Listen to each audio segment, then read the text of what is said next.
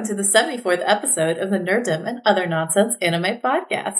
Today, we are covering the 12th week of the fall 2018 anime season. As always, we include timestamps in the description of the YouTube video and podcast feed if you only want to hear about one or two specific shows since you're like fucking lame or something. My name is Kat, and oh god. Kimi no sei, kimi no sei, kimi no sei, watashi. Also with me are Leo and Bcom. Wow, stunning rendition. I'm just saying that song is obnoxious as fuck, but you can't stop singing it. And it comes on and you're like, oh boy, I'm going to be humming this later. Ugh. Sucks. It is a real earworm. It's impossible to get out of your head. You know what? It's as obnoxious as me. I should give it credit. Okay. Wow, that's impressive. All right. You know what we have, though? We have an iTunes review. Yay! Holy fuck! Okay, everyone needs to stop and just appreciate this for a second. We have a fucking iTunes review. Moment. Everyone just breathe. Okay. Tracer79. Here we go. I just wanted to say thank you guys for everything you do. I'm very sick, and listening to you guys talk about my favorite entertainment brings joy to my life. Yay! I'm fucking sorry you're sick, though, dude. I hope you keep it up and bring a lot of joy to everyone else's life like you did mine. Sincerely, Tracer. Aw, that's sweet. I hope you feel better now. Thank you so much, Tracer. I also hope you feel better. Yes, I mean, I wonder if you just listened to the like, what, 2 or 3 episodes where I was sick as fuck. You can listen to those and have some solidarity. I'm sorry that you feel bad. I was pretty bad for a couple of those episodes. Ooh. Yeah, your voice just like totally went. It was rough. I was like, I'm doing it anyway. But yeah, no. I hope you feel better, Tracer. Okay, so Bcom, what the fuck? Thank you so much for the review. Yeah, what the fuck did you do this week? I don't even know. I listened to like 25 hours of Giant Bomb's Game of the Year podcasts. But in between all that nonsense, I actually found some time to finish the original series of Cardcaptor Sakura. I finally made it through like the 70th episode and finished it off. And I've started watching the new season, Clear Card, now, because that was like the main reason why I tried to finish it. But I'd always wanted to go back and watch Cardcaptor because it's from the same director as Chihaya Furu, Morio Asaka. So I was like, I need to see what this man did before he made my favorite show of all time. So if this guy Moria came up to you and was like, I want to have gay sex with you tonight, baby, would you do it?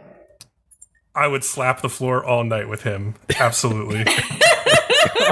Because I have posed this question to a few people who I know who have like that kind of relationship with someone where they're like, I love everything he does. He is my role model for life. Like, who's that guy who just died recently? He did all the Stan Lee. Yeah, I know someone who like was obsessed with him, and I asked him the same question. And he also said yes, and I was like, oh, this makes me sad. That's just a whole nother level of appreciation I don't quite understand, but okay. I know. It's like, I don't even think I have that many role models, but if someone that I admired came up to me and was like, I want to fuck you right now, like, unless I was genuinely attracted, I'd be like, no, fuck you. I don't know. Now, if that guy who plays Aquaman came up to me and said that, I'd be like, sure. Do you want to go behind this curtain right now and fuck? Because I would do it. I would do it in front of everyone in this fucking theater. Sure. I'll take off my clothes right now, Jason Momoa. That's what I would say. But that's God. Jason Momoa. So. All right, Leo, what did you do this week? You just want to be his Khaleesi. Yeah. I had another cat under the house. I got him out. He's very, very friendly. It's insane that like I don't understand what is happening with your house. They just keep getting under my house. It's insane. This was a very, very lovable cat. I actually found a home for it in under 24 hours and went home to a little girl who wanted a cat she could pet all she wanted. So perfect pair. That's nice. There's also this article on Crunchyroll that I found about fragrances for the show Golden Kamuy. I cannot believe this is a thing. It blew my mind. I was like, what do these even smell like? Okay, they're named after the characters. I took it Nice. upon myself that I would do a quiz for the two of these guys, what they think the different characters smell like, and then what the actual perfume has notes of. So let's pick a few favorites. I don't know. What about? I want to go for a Sirpa. Okay. So what do you think a Sirpa smells like? She smells like deer brains and pine needles. I mean, you've got one. Pine needles? Is that actually right? Kind of. What about you, Leo? What do you think she smells like? Thinking like a water, like a clean water smell. I think it's all the blue on her. It's making me think of that. What does water smell like? Well, I don't even know. I guess I know. Like clean water has its own smell to it. Water smell. Oh, okay. Yeah. But yeah, no water. There's a grapefruit, mandarin, and then rose. The hints of cedar wood and different evergreen type things, which is why I said you're partially right. So that sort of makes sense. Yeah. All right. What about surumi? What do you think surumi smells like? Leo, you go first. Surumi smells like brain fluid. Yep. Brain fluid, gunpowder, maybe a little bit musky. That's about what I would think. You got one there. So he smells like dying skin of other people that he wears. Let's see. Fucking just whatever that like a metallic smell of like that mask that he wears over his brain fluid. Yeah, and just like I don't know, maybe kind of how like copper tastes on your tongue, but that as a smell. Yeah, exactly. Raw meats also. That's my guess. So you kind of got the musk part right, Leo. So he's got bergamot, fresh lime, musk, and vanilla. Jeez. Yum. Oh my god. Should we pick one more? Is there any other one that we should figure out? So what other one do you want to... I will say my favorite... Sugimoto. Yeah, my favorite is Sugimoto anyway. Like my favorite smell of all these. So what do you think he smells like? Like dog fur. Gunpowder, like Leo probably said. Sweat. Just sweat, like a manly sweat. I don't know. That's about all I've got. I don't know. I would go with blood, things burning. Things burning. Oh my god. Smoke, yeah. I do like the wet dog probably. So he smells like anise, peppermint, cinnamon, sandalwood, and vanilla. Which anise is like one of my favorite smells. So I was like, oh yeah. I love that smell. I'd get that. Okay. I think the sandalwood makes sense. Yeah, that does make sense. Makes sense. Oh boy. Those are like $52 a bottle, so go buy them. Clearly. They're so worth it. It'll make you immortal. It'll make you immortal. I love it. I'd like to just disclose this is not a sponsored product. Oh, which one would you pick if it was? Inkermot. I definitely pick Sugimoto. I love anise. Oh, I don't know. Maybe Tanigaki, just because. Yeah, Tanigaki could be good. It could be. Is that it? Does anybody have anything else? I mean, I did the whole New Year's thing. I danced on top of a bar and did not get kicked out of the establishment. So that was a plus. How many times did they ask you to get down? A few times. I knew this somehow. But by the end, I had gotten like 4 other girls to come up with me who were also intoxicated. And so like then when you have numbers, like they can't make you get down anymore because now there's like multiple of you and like there's strength in numbers. I'm like, that's right. there are 5 of us up here. You can't get us down. Oh! And then we danced. It was great. And my boyfriend just stood in the corner and shook his head and just watched. Yeah. Oh, good. See, I like this guy. He's a good guy. Good for him. He's like, you just gotta let it run wild sometimes. Okay, so ready to talk about our first show? Yeah. Sure. So, The Girl in Twilight, the last episode, episode 12, After the Twilight Falls. Asuka departs with the emissary Asuka, and though the girls are like a little torn by it, Yu still believes Asuka will come back. And then Asuka, just being herself, is annoying the shit out of the emissary with like question after question after question. Mm-hmm. And then the emissary tells her she will eventually hear the voice of Twilight like she, and they won't have to speak anymore. And then Asuka gets hungry, and even though time has stopped for them, and she shouldn't get hungry anyways, but she says Chikua like 50 billion times until the emissary just finally like takes her to a fragment with some, and she says like Chikua chicken wings or something at some point. It was so ridiculous. I loved Tomoya Kurosawa's voice acting this whole episode. I thought she was great. She had a lot to say, that's for sure. So the emissary like even tried some of it herself, and she just did it so Asuka would shut the fuck up. And then like Asuka has a flashback of how she developed her love for Chikua, which, would you believe it if I told you that it was because of her brother? No, never. Then like the two go and search to see if they can find like a koi in this fragment. They never do, and according to emissary Asuka, there is no kyo in any fragment, and she should just give up. And then Asuka starts doing some deep soul searching and like admits that she cried when Kyo disappeared. Mm-hmm. But it wasn't because him, but it was because she wanted the adults to pity her and not be blamed for her disappearance. So kind of pretty selfish there. Even though she started eventually feeling guilty about this, and she then thought to herself she needed to be punished. So she decided to live out the life he no longer couldn't.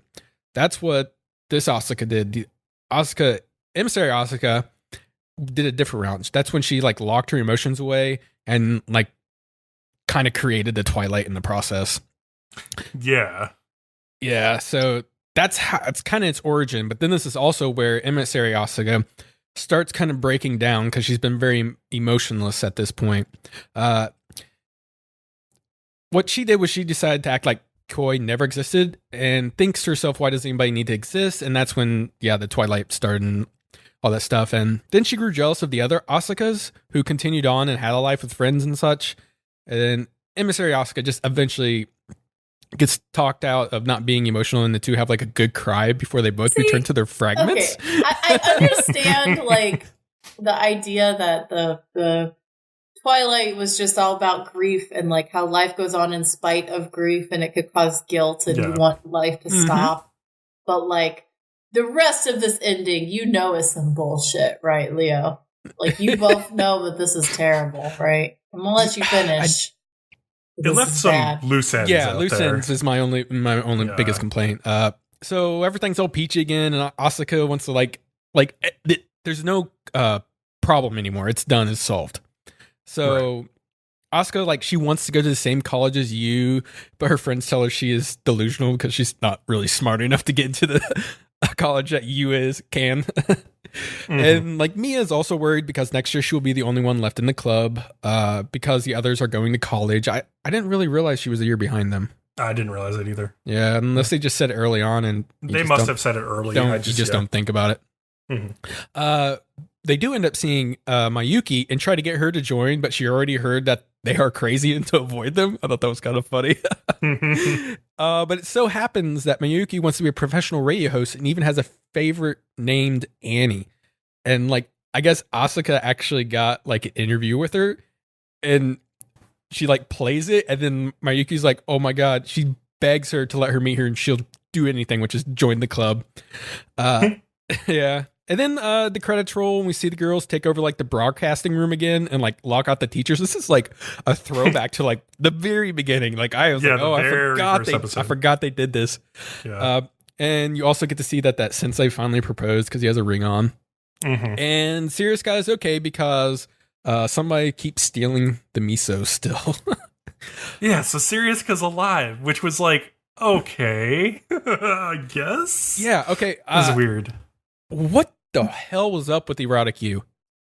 I don't know. We didn't get like any closure. They never fucking explained it. This They anime, didn't. it's like they decided, well, we're out of time. Like, let's figure out what shit ending we want to do. This anime ended like a piece of shit hitting the floor. Plot. It was like the only thing that Erotic You really did was encourage the normal you to embrace her love for Asuka. But we also don't know what her motive was, because she was also having the girls go visit other fragments and stuff like that. Yeah. I think it was just her trying to help another Asuka, because her Asuka was the one who trying to help Asuka. Yeah. Maybe her Asuka was the one that became the emissary. Yeah, in her universe, she had to kill her Asuka, because remember she says like, hopefully you won't have to do what I had to do. I think she did have to kill her Asuka, but like we don't know because they didn't give you a flashback. It literally would have taken them like 2 minutes to give us a flashback of what happened in her universe. That's a pretty important loose end that they just left hanging, and now it's very unsatisfying for sure. Yeah. I don't have anything else really to say. Well, I'm just gonna say that this anime deserves boo! That's all that needs to be said about this episode. I want to say some good things about this last episode, though, because like they saved like a shit ton of animation budget and like creativity for the last episode, which I thought was like really interesting. I wish more finales of like sort of like average to above average series went this way, where like they just went crazy in the last episode, like with just creative like presentation and stuff. But I would rather them give us like a satisfying ending and it be terribly animated than to get a really well animated terrible ending. Yeah, I see what you're saying. Like, I feel like the ending works well enough thematically, like with Asuka talking to her, like the version of herself that created this entire like grief-stricken like multiverse to begin with, and like I was kind of surprised there wasn't like a battle. Yeah, I was surprised there was no battle. I was surprised we didn't get to see Asuka transform and fight some sort of king. Like it turns out like the king is really just like the grief all along of this other version of Asuka. Yeah. Who like, I mean, it's weird. It was a weird direction that they went. But yeah, I like some of the cool visual stuff that they did, especially in the first half of the episode, like Asuka seeing her younger self through her mind's eye and like weird stuff like that. Like these images of Kyo that sort of like a makeup, like a silhouette of Asuka as she's talking to like the emissary. There's just like some cool things in there. But again, like Kat said, like in the end, it doesn't fully come together in a way that like really like made me go like, oh, that was amazing. It was just like, oh, that was like an interesting, weird ending to this show. And not completely satisfying. This ending made me feel like the rest of the show was worthless and I wasted my time watching it. I didn't feel like that. I didn't go that far. No, I enjoyed watching this show. I mean, really. I didn't hate watching the show, but I felt like the ending made it pointless. There's another show today that I feel like the ending made pointless, and we will fucking get to that later. But this one I felt was still a worthwhile watch for me in the end. Same here. But yeah. Okay. Also worthwhile, Golden Kamuy second season, by the way. Yeah, that was okay. Let's move on. Yeah. Okay, episode 24, Call Out. Final episode. Oh boy, a lot goes down. Once again, action-packed. I really felt like every 30 seconds I had to pause, and I was like, shit, I gotta write this down. The CGI bear made a comeback. One last fucking appearance. Dude, I actually clapped. I was like, yay, he made it back. It's like, I think it's an inside joke on their part at this point. They're like, we gotta put it in the final episode. It's very important that we put an extended sequence with the CGI bear in the final episode. Because the funny thing is, you can throw that scene out and never would have missed it. No, it did not matter. So Sugimoto shows the Makiri to Nopperabo, and he recognizes it as the one he made for Serpa. He tells Sugimoto to bring a Serpa to him because she is the only one he will tell to where the gold is. Sugimoto doesn't want him to see her because he's kind of pissed at him. I'll get to it. And asks why he led Hijikata to her. His excuse is he wants a serpent to be the leader of the Ainu and basically just forge your own uprising of sorts. Yeah, like a Joan of Arc, basically, for the Ainu. Just trying to keep things simple. So Hijikata is fighting the warden, Inudo. That is a weird name. And doesn't seem to be faring so well. He gets like a shoulder wound and talks about the warden was like holding a personal grudge because his brother died in the war and he wanted everybody to join the new government. And like he had just imprisoned a bunch of people who wouldn't do it. And the whole time, though, Hijikata has been like pooling blood in his hand. And so he just like throws it into his eyes and like pretty much gets a fatal wound across his abdomen. And like Inudo falls to his knees and then Hijikata beheads him. So he's done. Pretty sick. Yeah. Sugimoto gives Nopperabo a bunch of shit for wanting to make her be involved with that uprising. So he's like, how can you impart this on this precious little girl? I mean, I think everybody's pretty much in love with Usurpa. She can't do no wrong. Yeah.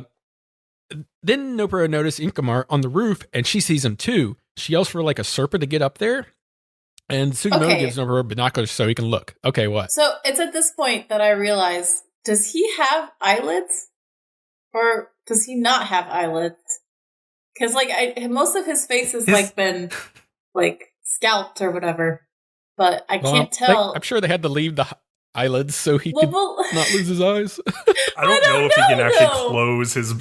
I don't know if he can blink or not. I don't remember. Because it doesn't look like he has eyelids, like the way that they have drawn him. His face is like melted together. Like I don't know. It's weird. He's got.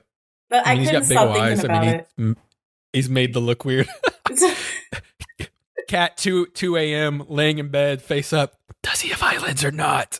Well, okay, but I kept thinking about this. I think the reason his eyes are so big is people's eyes are bigger than they appear with their eyelids on because they're actually bigger underneath there. So I think part of the reason his eyes look so big is because he doesn't have eyelids.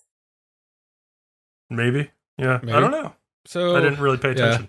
Usurpa and Nopperabo see each other and she confirms it's her father. But is saddened by this because then that means he murdered all those people. So she like starts crying and Nopperabo's like, shit. And he just kind of he's like, all right, I'll tell Sugimoto what stuff. And he decides to tell him what he wants to know. And but first he wants Sugimoto to tell Usurpa he didn't kill those people and that the gold, bam, he gets shot in the head. It's fucking great. Nice. That was a nice rendition of how that happens. He goes, the gold gut headshot wound. And then like Sugimoto quickly uses like his body as cover, but then he also takes a bullet to the head.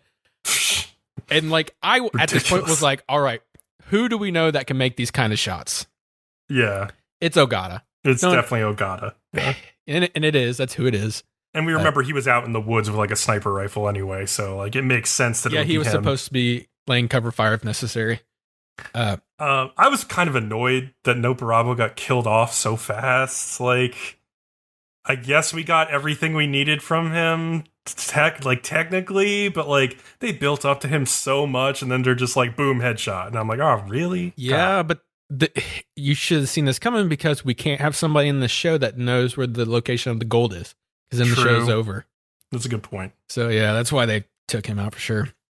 And then like Usurpa has a flashback of like hunting down the CGI bear with her father. Oh, I know. I was like, they had to put the CGI bear in the last episode. Like, we couldn't put this behind us. CGI bear is like sitting in his trailer for the last 23 episodes. Like, when are they gonna call me again?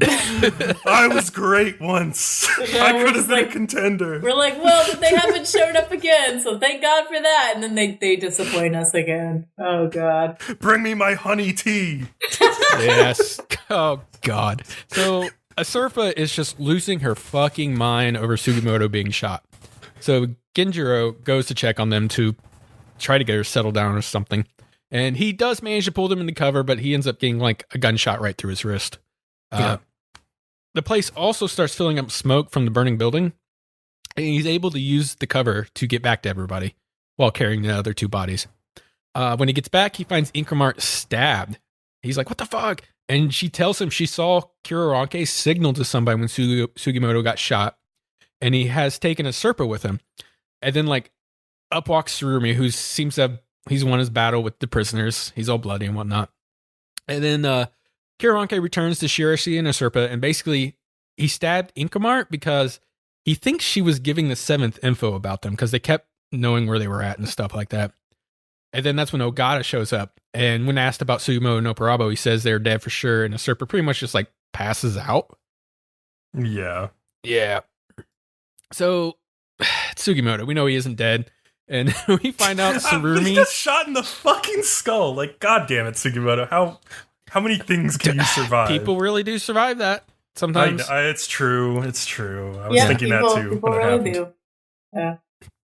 So Tsurumi had Kano perform surgery on him because she learned to do this through her pursuit of torture by taking small pieces of brains out and cooking them up, eating them in front of her victims, straight up Hannibal Lecter. And let me be specific, with ginger soy sauce. No, can we take a moment to discuss like how fucked up the ginger sauce comment was?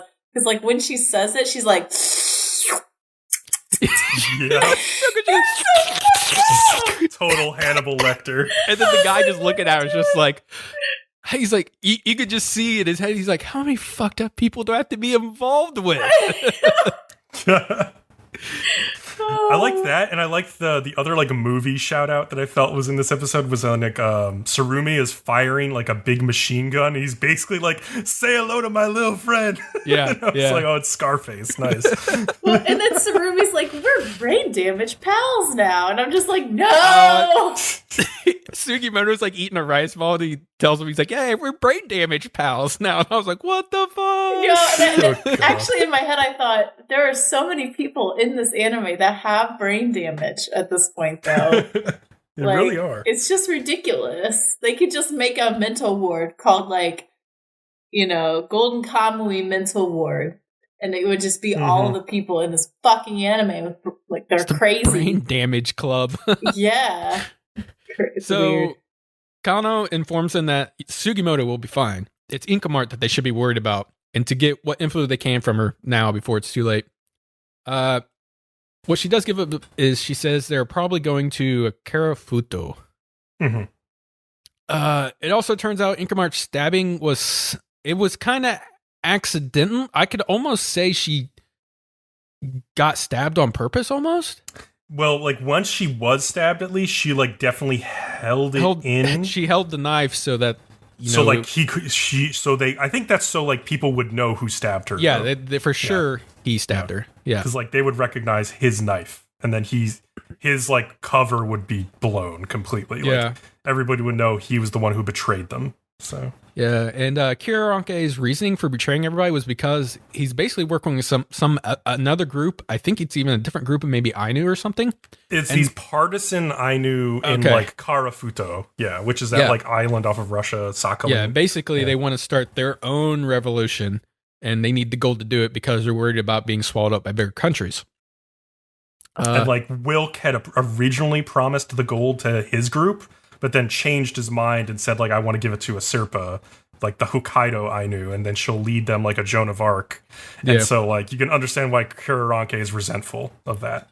You know what this anime reminds me of at this point? Like a a more fucked up version of that show called Holes. You remember that? Holes? No. Holes? Where no. There was what like Holes? a camp, and there's like a treasure, and they have to dig the holes. And like everyone is out to get the treasure. You're not talking about an anime. No, Disney but movie. like the plot reminds me of that. Like how everyone's out to get the treasure, and like more and more groups appear, and they all want the fucking treasure, and it just never ends. That makes sense. Yeah.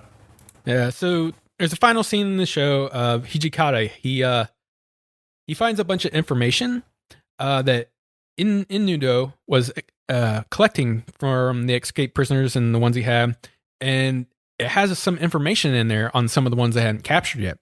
So they're going to use it to go and find some more of these escaped prisoners and, try to stop Tsurumi from cracking the code. Yeah. And then also Sugimoto has now teamed up with Tsurumi, and he sends them on their way to Karafuto Them being Sugimoto, Genjiro, Koito, and Tsukishima. And I really need a season 3 now. Well, you know it's coming. I mean, yeah, they set it up perfectly for another season.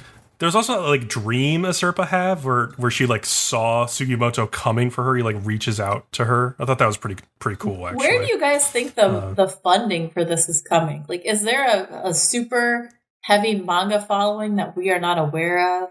Like, because this doesn't seem like it has the following necessary to fund a season 3, but they obviously have it. I think they have a pretty big following. I think it's like a relatively sizable manga following for this. Okay, because I was wondering. I don't know about Blu-ray sales for the anime or anything. I'm not sure. Well, yeah, I'm talking about for the anime. I don't think the anime following is super huge. So I was wondering if the manga following is big, or yeah, I guess it must be. It's a good series. I mean, I'm just curious. I think so. It's got season 2's got an 8.13 on Mal right now. Yeah, the first season sold like 3,700 Blu-rays and DVDs on average, which is like a bit below average. Like you want to hit like 5,000. That's what I'm saying. So, like, not that it's not good. Yeah. I'm just wondering where they're getting the money after the results of the first season, because like it's not like terrible, but it's not exactly like raking in the cash. And usually for an anime to get 3 seasons, it needs to be making some money. What they announced the season 2 like early on, I think, in the first season. Yeah. So like I think it was just part of the plan all along. Maybe. Yeah. Yeah. How about we run around this next show? So Run with the Wind. 0 episodes this week. Well, you know what? Even though Run with the Wind fucking is gone with the wind, this podcast episode, Bunny Senpai picks up where they left off, and they just took all of their soap opera potential and ran with it themselves. So don't worry. All right, we can move on to that. You're still going to get your soap opera dose for the week. I'm glad. Yeah. Boy. Will it come in the form of a cute panda-clad emoto? Oh, God, this bitch. Okay. So this episode, we get a whole episode of this Kaede bitch acting like she's 5 years old. So you want to hear about it? I know I never do again. I do. But let me tell you about it, okay? It's called episode 12, Life is a Never-Ending Dream. Apparently fucking Kaede is Peter Pan, y'all. So Kaede apparently has dissociative syndrome, which includes memory loss. Soap opera! Woo! Also, she's in a hospital. Another soap opera-y thing. And the thing that's caused this is extreme stress and trauma. So, poor Kaede. At first, Sakuta isn't sure how to act around. So a lot of this episode is like flashbacks. At first, Sakuta isn't sure how to act around Kaede since she doesn't seem to remember him. And everything about her is different, like down to the way that she buttons her pajamas. Like apparently she used to button them one way, and now she buttons them another way. Just everything about her is different. And you see... Crazy. Yeah, and after she comes home from the hospital, after she's had this dissociative thing happen to her, like you see like the mom get really fucked up and just stop giving a shit about anything. Like I think at one point Sakuta goes in and is like, oh, there's blood. She's bleeding. And she's just like, Kaede will be fine. And like, just acting like a psycho. So, yeah, the mom is gone. Then Sakuta starts getting injuries as well, just like Kaede has been. And the people at the hospital keep thinking that, like, they're self-inflicting them. Like, that Sakuta and Kaede are both basically, like, hurting themselves. Although they don't look like cuts. They look kind of like just generalized bear bleeding. Claws. Well, like it doesn't even look like bear claws. It just looks it looks like a burn, but like instead of burning, it just bleeds. It's weird. Yeah, it's a strange kind of thing. Are you talking about Kaede or both of them? Both of them, because they just kind of Sakuta's one is like really weird. I don't know. Hers is like it looks like a bruise, but it acts like a rash. It doesn't even act like a rash. It just bleeds. It's weird. Like, I don't know. There's nothing quite hers like is like that. Almost like hives or something because it like appears hers sometimes. doesn't bleed. Does it? Because, like, I don't know. I always thought they were the same. It just gets really red, I think. Yeah, it just gets, like, really red. Sakata does bleed, though, for sure. She's like, I hate you, Sakata. Let me bleed you. Nah. Sorry, I don't like Kaede. Kaide's a little piece of shit this episode. At one point, Sakata, like, he goes to the hospital. They think he's hurting himself. He starts to sneak out of the hospital. He meets Shoko at this point when he's sneaking out from the hospital. And, like, he asks her, like, why she believes him when no one else will. And she sort of implies that, like, each person's perspective and reality is different.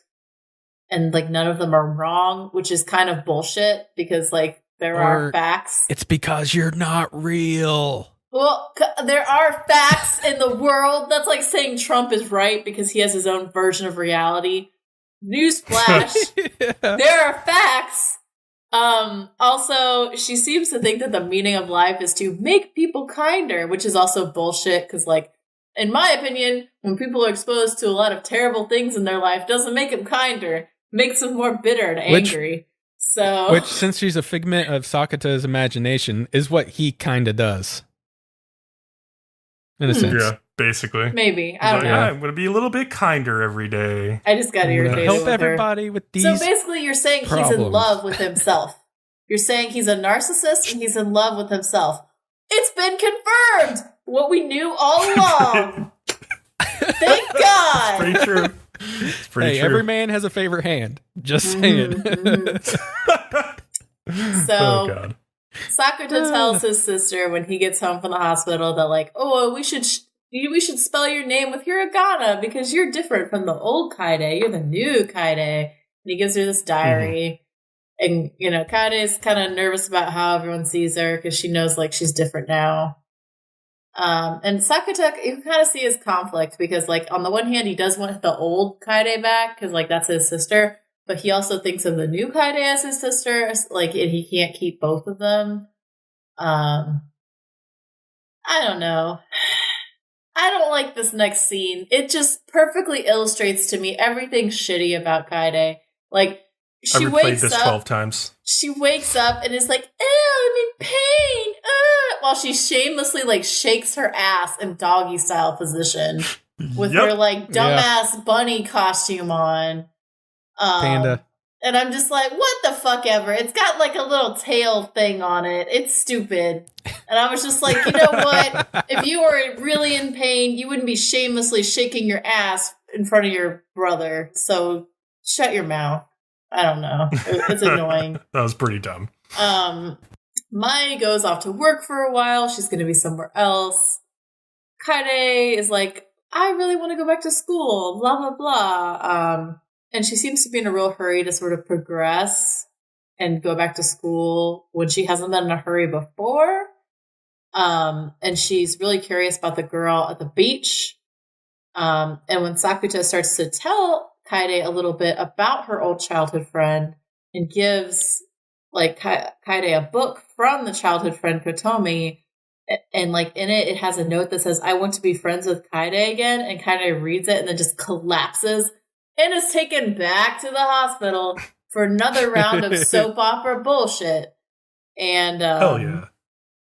I don't know. She wakes up. They're like, oh, will her memories return? But no, she's fine. Man, I'm pretty sure this time you hated your lock more than I did. Oh, I was so done at the end of this episode. I was like, please stop. Please. Oh my God. Still got one more. I know. I really hope that they go back to before it was a good show. Now I'm just bored. I'm irritated. So Kaede gets out of the hospital. She definitely wants to go back to school now. Sakata talks with his dad about this later. His dad is like, you should introduce me to who you're dating later. And once things calm down. And I'm just like, does he have to? Like, I don't know. You're not really involved in his life, so I don't really know if you need to. The school counselor okay, this pissed me off. The school counselor comes by to see Kaede at this point, because, like, Sakuta's like, hey, she wants to go back to school. She treats Kaede like Kaede is mentally challenged. She's like, She is. Well, okay, but like, she's not that mentally challenged. She's like, there are short people and there are tall people. And I'm like, listen, bitch. Yeah. It's kind of a delicate situation, I guess. Well, but come on. Like, she's not that dumb. I was insulted. I was like, okay, I'm insulted on behalf of Kaede, and I think Kaede is pretty fucking dumb. So, but like, she saw her friend and collapsed and went to the hospital. Like, who knows what would set her off? So I feel like that counselor was just like tiptoeing around the situation for like insurance reasons, if nothing else. Like, she could like get her whole like institution sued if she like sent this girl to the hospital again, probably. But yeah, you're right. It's just like was irritating, and I was kind of done with this counselor by the end of this. I was like, all right, come on. And then Kaede like pushes herself really hard on the first day, and it's so hard for her to walk across the street, and it's so hard, and I'm just like, why are we doing this dramatic bullshit? I don't know. And I did think it was interesting. She yells that she doesn't have time to take it slow, and Sakuta oddly says, so she knew about it then. And I just kept thinking, like, what the fuck is this now? Like, what new fresh hell are they introducing? Are they hinting at right now? All I can think is that, like, they both know that the old Kaede has to come back at some point. So it's almost like the new Kaede is going to die. And so the new Kaede is like, I want to experience these things before I die or something. That's all I can think. Yeah, it's basically, I think, what it is, yeah. Yeah. Which is also soap opera-y and bullshitty. I don't know. Sakuta takes her to the zoo, and she's like, ooh, pandas, ooh, other animals. Let's run around like an ADHD person. Ooh. And, like, when did this show turn into Mitsubishi Colors? I'm confused. I don't know. Look, Mitsubishi Colors Zoo episode was way better than this, though. Admittedly so. Do you miss the sad elephant story? Oh, that's true. Sad At least the Mitsubishi Zoo episode had some cheekiness. This was just annoying. And by the end of this, she's just like, ooh, look, shiny things. Ooh, animals. And I'm just like, are you 5? Stop it. You simple bitch. Stop. She is like emotionally 5. I got so done. I was like, I need a break from this girl before I strangle her in her sleep. How do you think she got those bruises on her neck? I guess it's my spirit from the other side of the screen mentally choking her. That's what those bruises are. We've determined. So at this point, Sakuta gives her an unlimited pass to the zoo. And she's like, Kaede is able to buy something. And I'm like, first of all, stop talking in third person or whatever the fuck. Second of all, oh my god, you bought something. Yes, people can buy things. Shut up or I will kill you. I was so done. So done. So actually, I had something to say about the third person thing. Like, I kind of liked that they gave us like an in-universe explanation for why she constantly calls herself Kaede in third person. Because if you think about it, you would love it. She knows that she's not the real Kaede, right? So like she calls Kaede because like it's not the name she really identifies with. It's just the one that her brother calls her, even though she's like the hiragana Kaede as opposed to the actual Kaede. You would love it, Bcom, because all you want in this world is a simple idiot bitch to like be cutesy for you. And be your wifey poo. That's all you want in this life. That's all you want. You would love it. I want slightly more than that. I want the Yankees to win the World Series too. But like those two things, like I'm set. I'm set for life. You want a girl with the mental capacity of a 5-year-old to follow you around and refer to herself in third person and be cutesy. That's what you want. To be fair, I think that would get very annoying after like 5 minutes. I don't know. I think you would love it. You'd be like, this is life. This is what I've always dreamed of. I'd love it like once a month. And then let's stop and be adults again for a while. Oh boy. Okay. Anyway, so at this point, he takes her back to school at night when no one else is there, and you get like, oh, okay, this is what he meant by like, I'll take you back later. And then the next day, she forgets everything they did the day before, and she acts kind of different. And I think she's the old Kaede now. And the soap opera continues. Yeah. And I'm just like, oh no, now Sakuto will be sad. And I'm just like, good. He deserves to be sad. He's a fucking bitch. And then, I don't know, it's almost like he's been practicing with all of these other basic bitches so that he can get good at dealing with this soap opera-y bullshit while he deals with Kaede. Is that how you guys feel, Sue? Yeah. Like, do you think all when of he these saw are like obstacles? Yeah, do you think when he saw Mai, like he wasn't thinking, ooh, here's a piece of ass that I can worm into? No, he was like, you know what, this is good practice for Kaede. Like, I don't fucking know at this point. Kaede does seem to be like the toughest, like one of these cases to crack probably so far. Toughest and the first, I guess. Yeah.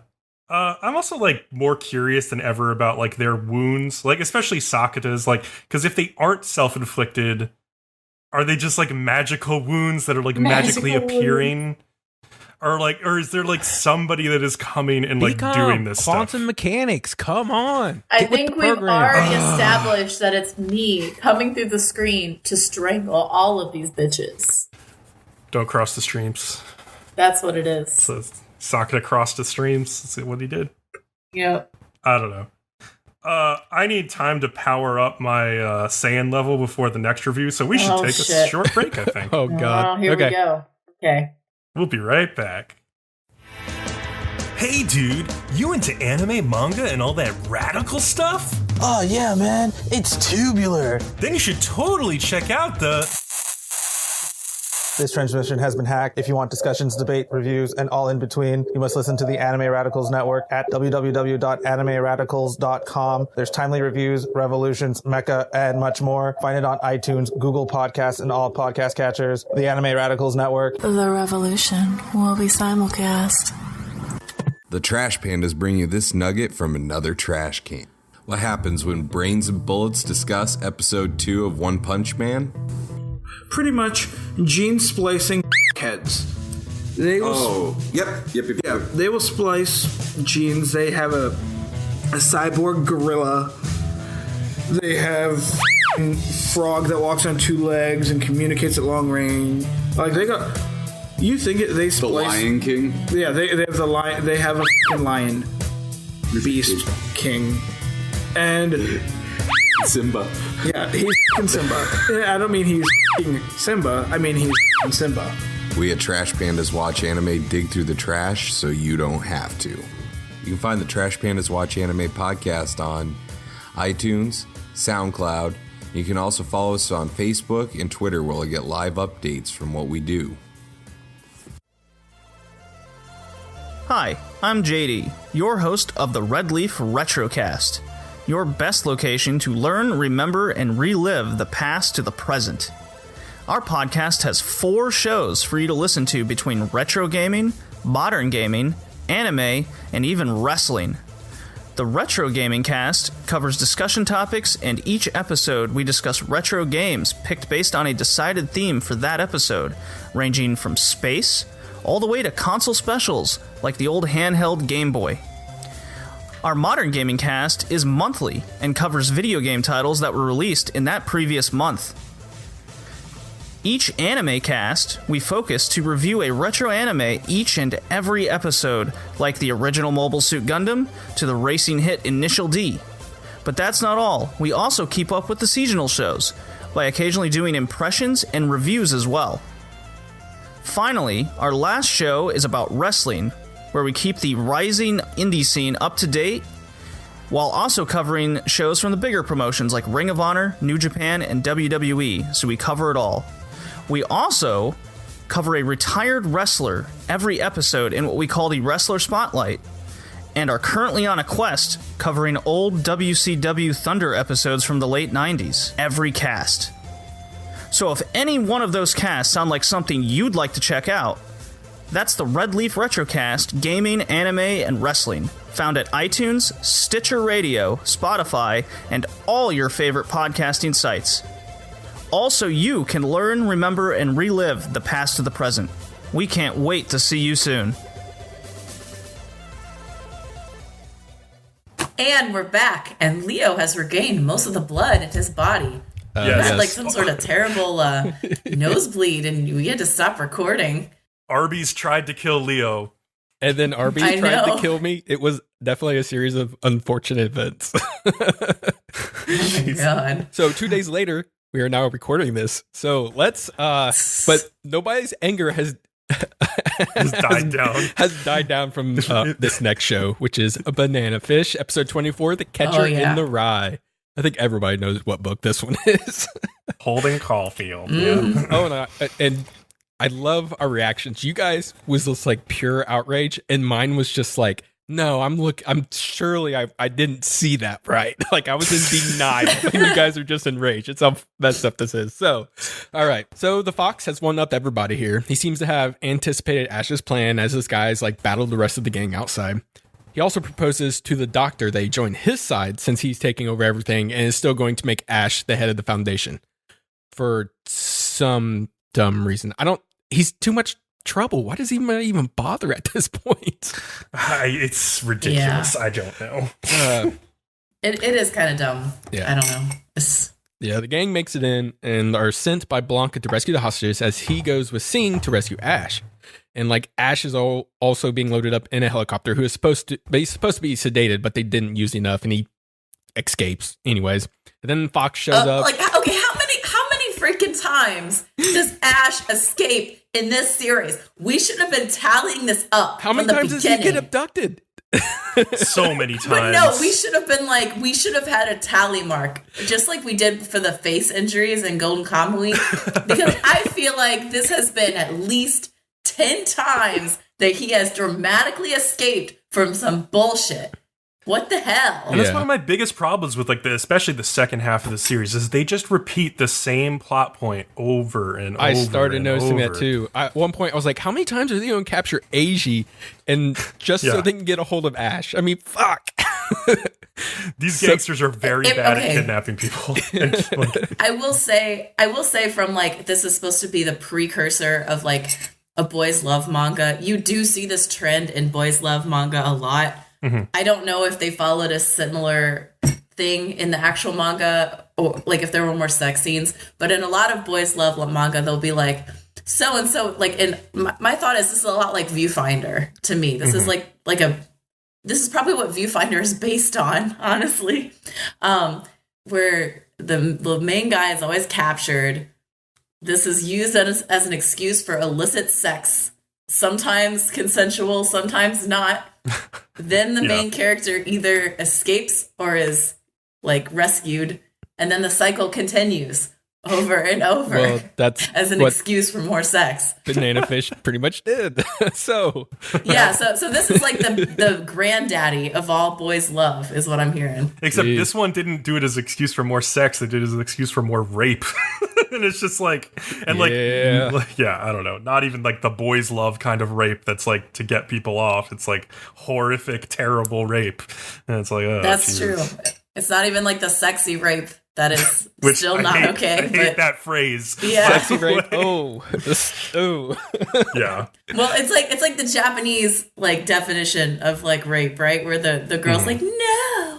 Or whoever is getting it is like, no, but like you can tell they kind of like it. Yeah. Which is it's problematic for sure. Mm-hmm. I'm not saying it's not, but it is its own genre. Yeah, but anyway. Fox shows up and he sees all his dudes on the ground. And he's like, you got to find him. This level's on lockdown. He's got to be here somewhere. And then Blanca has like noticed by looking at the blueprints that there seems to be a hangar on the roof, which I think would be pretty obvious in blueprints. Mm-hmm. Eiji phones home and tells his mother he will be coming home. The detectives are also opening an official investigation into Dino's club. And finally. Finally. And also, Dino is not dead yet because he's overridden the system of the building. So Fox can get the hangar doors open for the moment. Fox then, I guess he never got them open. Fox then calls for somebody named Moonwalker to get there who is about 20 minutes out. I guess that was the helicopter? I was thinking like, oh, maybe Michael Jackson is going to show up now. Yeah, that would have been an epic name for a character. Let's be real, though. That's pretty good. Moonwalker. Yeah.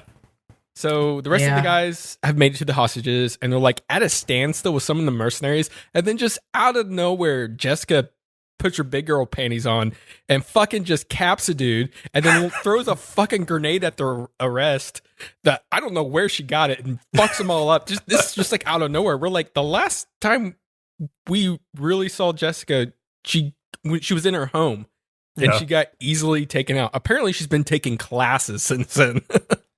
And like, why does she have a grenade and nobody else has grenades? I'm guessing she's taken it from one of the soldiers. So they rescue all the hostages, and Jessica gets to reunite with Max, and he proposes to her again. And she's like, "Oh, I know." Yes. I was like, okay. That was like the one kind of nice moment this episode, I feel like. I don't know. I was like, you probably shouldn't propose to someone in the middle of a gunfight. You should probably wait maybe later. Also, she just murdered 8 dudes 20 seconds ago. I know. There's a lot of adrenaline going on. You're not making clear decisions at this point. So the doctor then tries to escape, by going into the new wing that's still being built, but Ash finds him.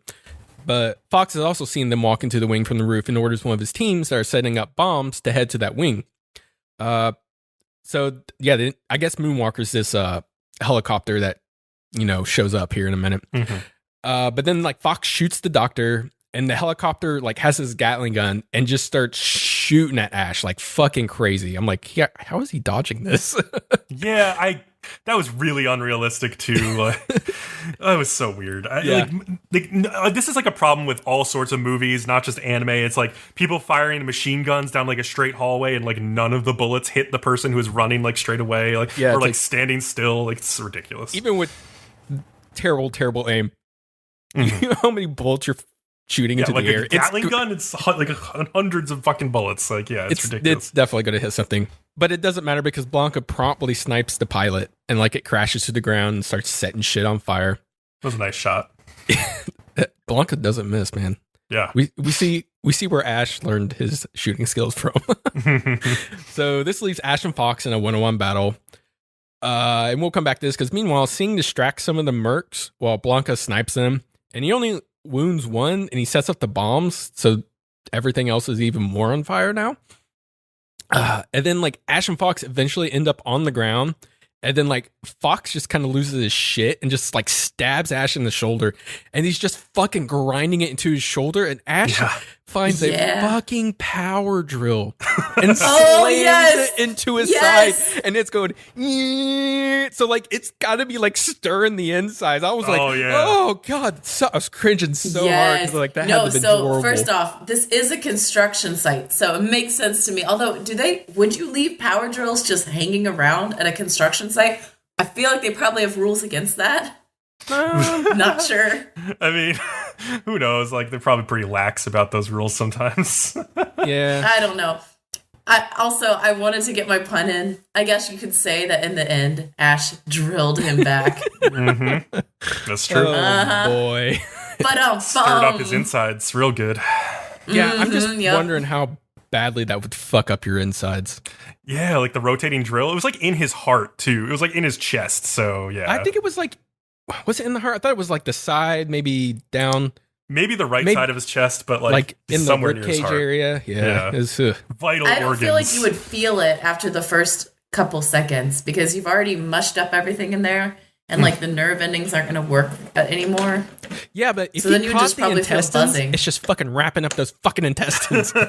Ooh, like spaghetti. Like spaghetti on a fork. Yeah, and then intestines are like ridiculously long. So, So anyways, it becomes a war of attrition at this point, and Fox loses out and eventually falls over.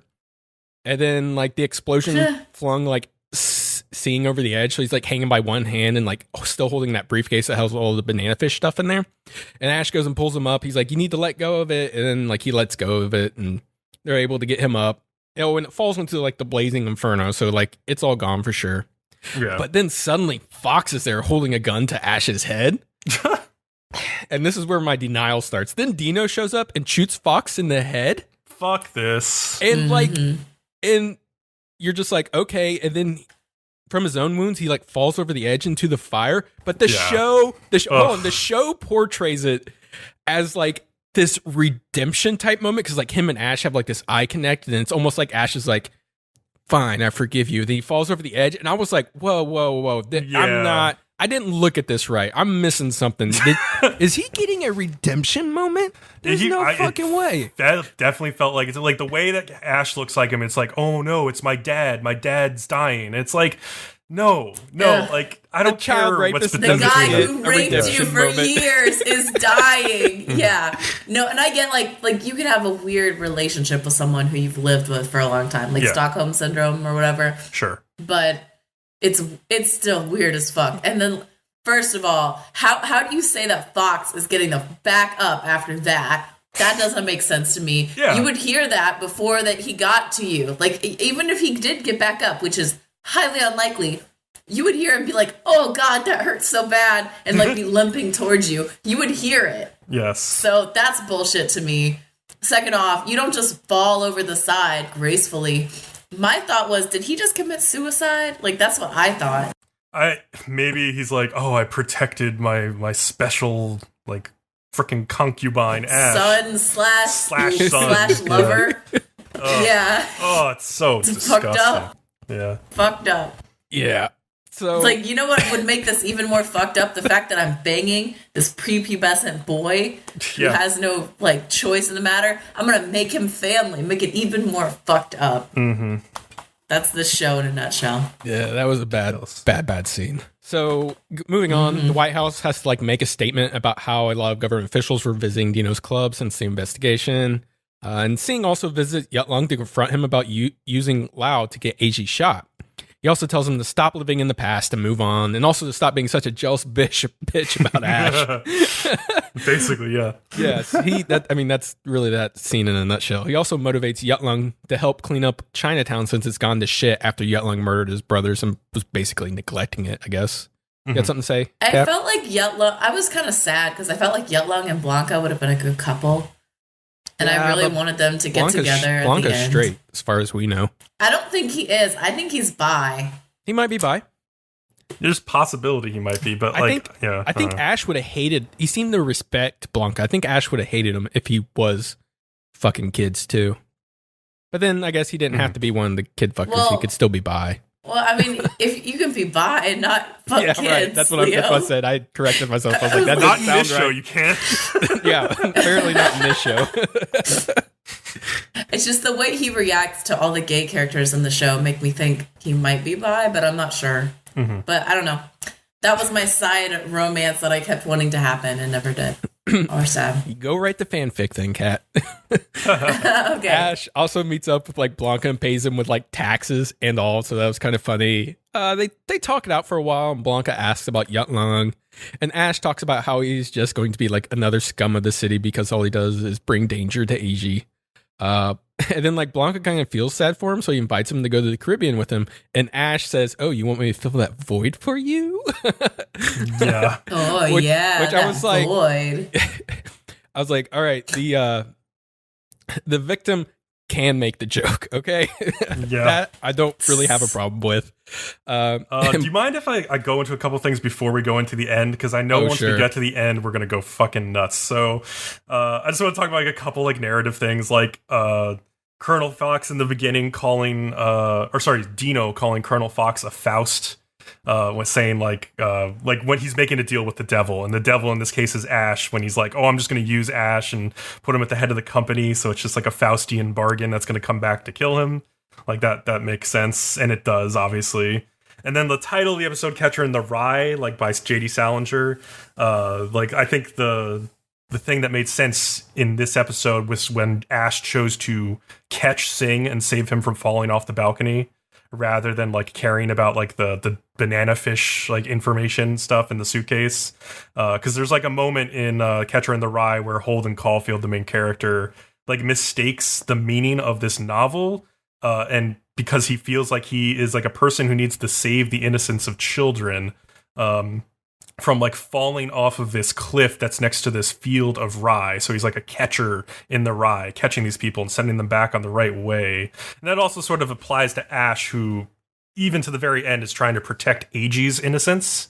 So Ash is like the catcher in the rye at this moment.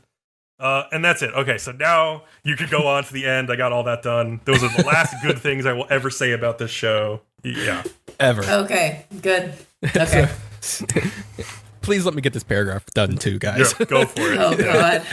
Sing visits Eiji and is surprised Ash hasn't stopped by to see him. Eiji wrote Ash a letter and wants Sing to deliver it to him. Ash gets the letter inside as a plane ticket and a letter Eiji poured his feelings into. Ash gets moved by the letter and starts running down the sidewalk and then gets stabbed by Lau. And then Ash immediately shoots him. And Lau's like, what finally happened to let your guard up? Which was him, I guess, loving Eiji. We'll get more into that. Ash goes back to the library with his stab wound and I'm assuming dies.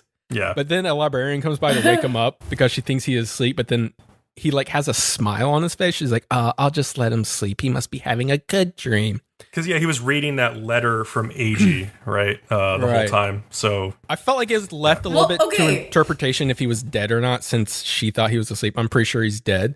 But God, the example the show sets for being gay is awful. Fucking awful. No, okay, first of all, this show, even to the end, does not acknowledge that these two bitches are a couple. Nope. At the very end, he's reading the letter, and it's like, and you are my best friend. I'm like, what the fuck? What the fuck? Well, also, Ash admitting that he's finally, I guess, kind of loves Eiji in a way is what let him down. So that's what got him killed. Admitting he was gay got him killed. Is that what I'm reading from this show? You could definitely take it that way. Oh God! Yeah. So basically, there's a Shinigami that just lives and waits for all gay guys to just admit one day, I'm gay, and then just kills them.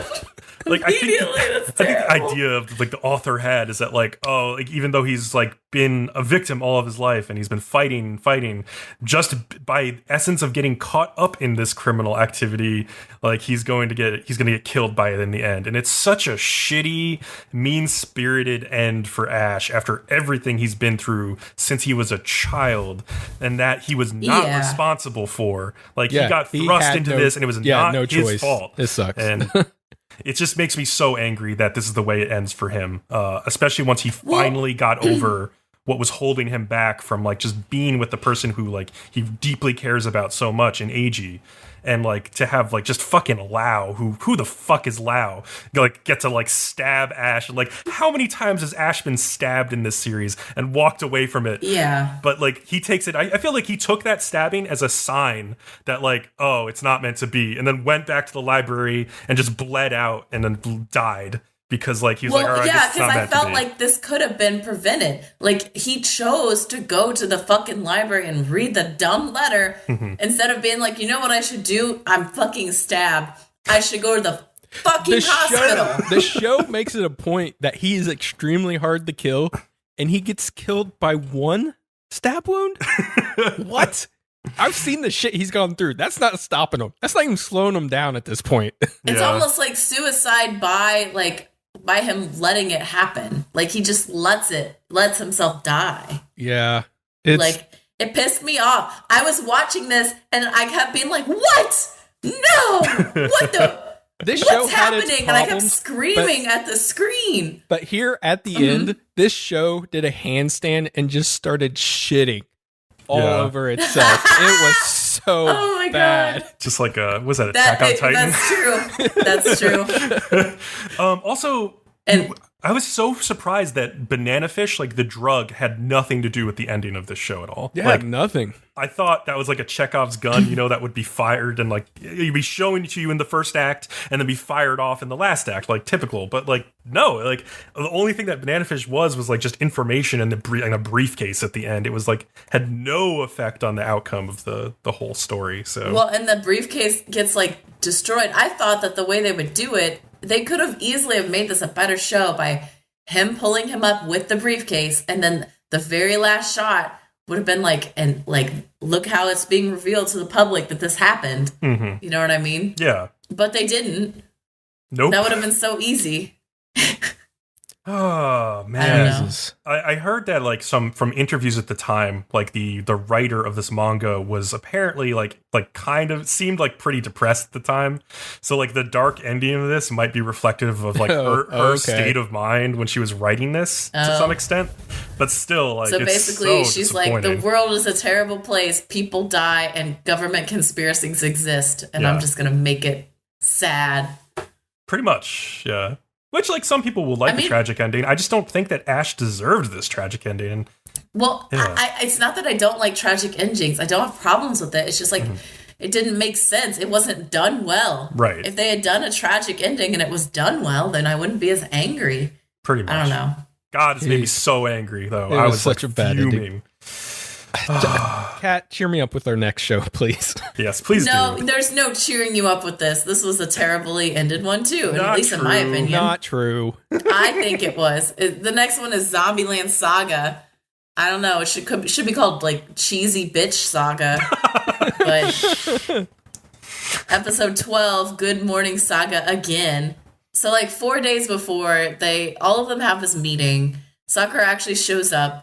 She watches the rest of them practice, and it seems familiar to her, but she, like, still can't remember. Later that day, she sits on a swing and thinks, like, there's no way I can do this, and is, like, generally emo and sad again. Yeah. And I'm just like, can we get past this? Like, we've had this arc. You've done this for a few episodes. Like, can we get past it now? Mm-hmm. I don't know. Tai scares Sakura later. It's almost like, okay, and also this is another thing. You keep thinking in this episode, oh, Tai is trying to talk to Sakura. Yeah. Oh my gosh, she's going to be self-aware. She's going to say something. No, that fucking never happens. Well, you never get anything. I was fine with it because I really liked her trying to, make Sakura understand or whatever she was trying to say. It was it's really funny. They showed how Sakura got through to Tai. Yeah. No, don't tease me with this. Like, she's going to talk. And then just... No, I don't know. Gotta wait anyway, for so season 2. Tai scared. You know what? Season 2 has to exist, and it has to be all about Yuugiri. Season 2 of this show needs to just have Yugiri's picture on the front, and that's all it is. Yuugiri can have her 2 episodes just like everybody else. No, you know what they're gonna do? Yuugiri needs a lot of fucking episodes. Fuck that.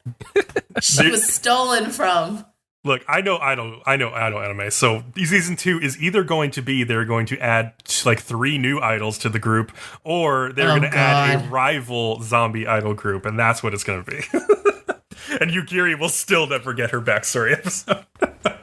No, so you know what should be this season 2 is Yuugiri cuts away from the rest of these bitches and is like, you know what, I'm going to start a new rival group of zombie idols. And that's how this ends. I think that's how it should be.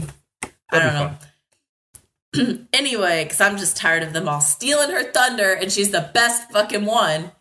Anyway, so Tai tries to, like, say something to Sakura later. But,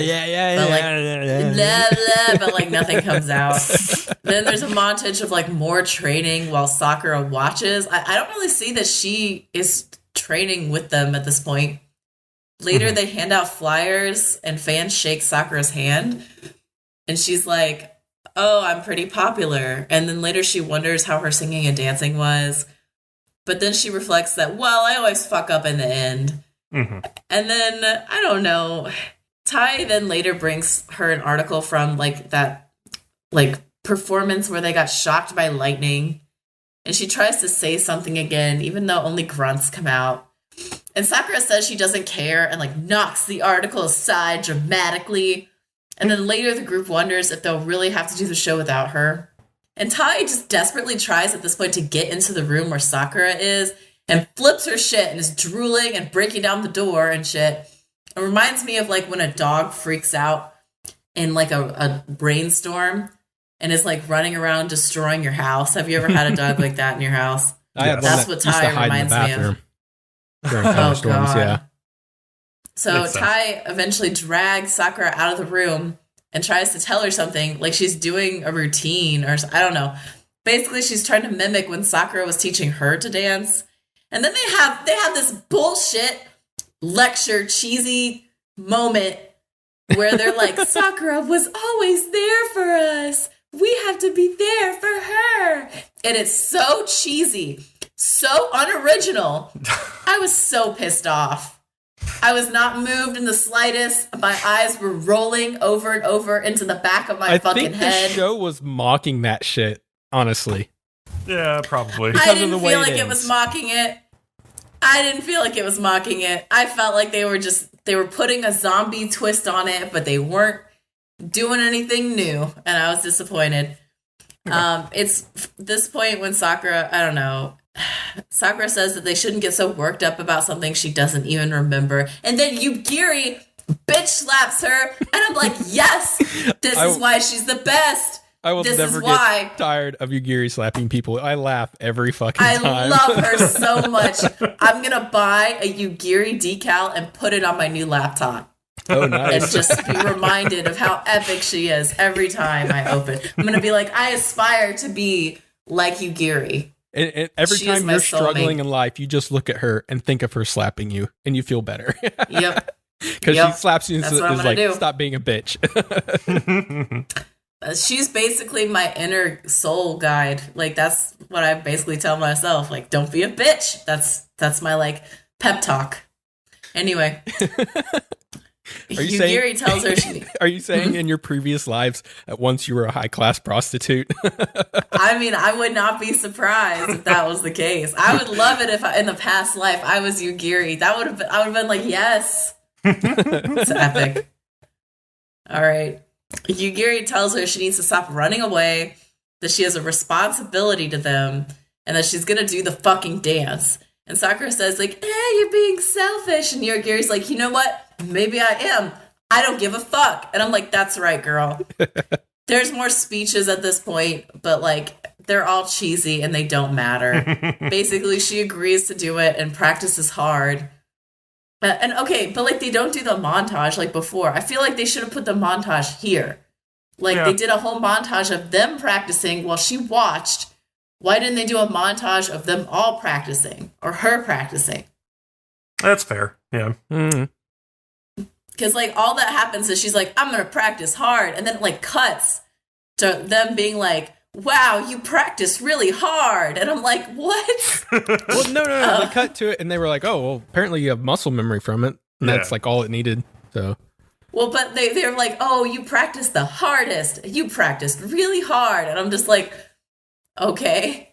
Then, like, Sakura touches the mirror right before they're going to go on. And it cracks. Oh, you know what that is, Kat? Bad luck. Bad luck. Well, I know, yeah, blah, blah. But then Saki's like, oh no, I'm going to do it with you. And she, like, just destroys the entire mirror and is like, haha, solidarity. And I'm like, okay. Oh, and apparently there's going to be another storm. More bad luck? Like, holy shit. Holy shit.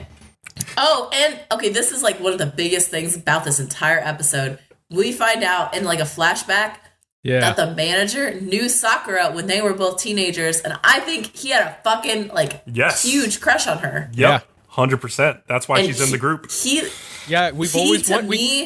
We knew she wanted to be an idol, but why did that qualify her for his group? Exactly. And now we're like, oh, okay, I get it. Yeah. Well, and he, to me, looked like, in that flashback, like that nerdy guy who, like, doesn't get any in high school and like nobody pays attention to him.